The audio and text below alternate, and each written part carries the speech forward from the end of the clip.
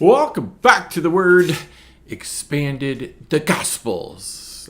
We have made our way at a epic speed to Matthew chapter 6. We just crossed over the border from 5 to 6. Jesus continuing his Sermon on the Mount. We're taking a section, not verses, not going word by word like I would normally do, which would take even longer. But here's what Jesus says. Again, He's trying to develop the kingdom. He's sharing with people, here's what the kingdom of heaven is really like. And he says this, beware of practicing your righteousness before other people in order to be seen by them.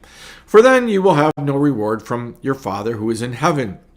Thus, when you give to the needy, sound no trumpet before you as the hypocrites do in the synagogues and in the streets, that they may be praised by others. Truly I say to you, they have received their reward. But when you give to the needy, do not let your left hand know what your right hand is doing, so that your giving may be in secret, and your Father who sees in secret will reward you. Right? It's a concept, right? Here's the concept. God gets the glory. Period. That's the concept. Right? The kingdom of heaven, believe it or not, is about the king. It's about God.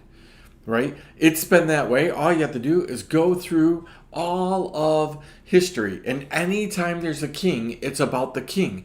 Right? God laid this out in front of the Israelites and said, listen, you want a king like everybody else wants a king. Here's what's going to happen. Here's what the king is going to do. He's going to make it all about him. Right? And I want a group of people, I want a kingdom that's about me. Is it wrong for God to want the glory? Is it wrong for God to want to be the center of his kingdom? Right? If you voluntarily put yourself under God and put yourself in his kingdom, does he have the right to say, it's going to be about me? Do we tell people that from the very beginning? Do we say to them as they're, getting their salvation experience, saying their magical prayer, is part of the magical prayer, oh, by the way, it's all going to be about God? Right? When you put yourself under God's authority, you give him the right to use you as the resource that you are. It means your gifts, your talents, your resources, they're God's. At any time, he can ask for your bank accounts. At any time, he can ask for your wisdom, your knowledge to be on display. At any time, he can ask for your talents, your gifts, your family, what you have. He can ask for all of that stuff. And so Jesus is saying that here's the deal, right? It's not going to be about you and bringing attention to you. It's completely the opposite of what the people of that time were doing.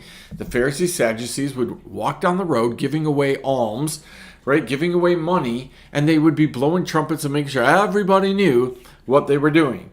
Right? Why? Well, because we justify it as, well, we need them to come to us so we can help them. Right? So again, we want to throw big events at churches. Why? So people will see us and they'll come and then we'll take care of them. They'll see how great we are. Right? It's about the glory of God, not the glory of man. And here's the promise, because there's a promise. If you do it this way, the promise is God's going to see all of that and he's going to reward you at the right time. Keep in mind, right? This is not what it's all about. So as you get jealous about new cars, new houses, new horses, new clothes, new whatever, as you get jealous about things because you're seeing other people, remember, that's not what you're playing for. Your reward is coming later, right? You're waiting for your inheritance. I know lots of people that have literally admitted to fighting with the struggle of, I want my parents around, but if they happen to disappear, I would get my inheritance, and man, that would sure help out a lot. Right? Here's the choice: do you want your parents, or do you want what they have? Well, listen, that goes from day to day, doesn't it? But I'll tell you what: there's a whole bunch of people who, after their parents have left this planet, would give all the resources back to have them back. Right? God says it's about me. It's about my glory. Don't make it about you and your glory. So you read those verses, pull out something on your own. There's a lot in there that we could talk about. We can talk about the ins and the outs and the application, all this stuff. But it's just the concept that's important. God gets the glory. We'll see you next time on the Word Expanded, the Gospels.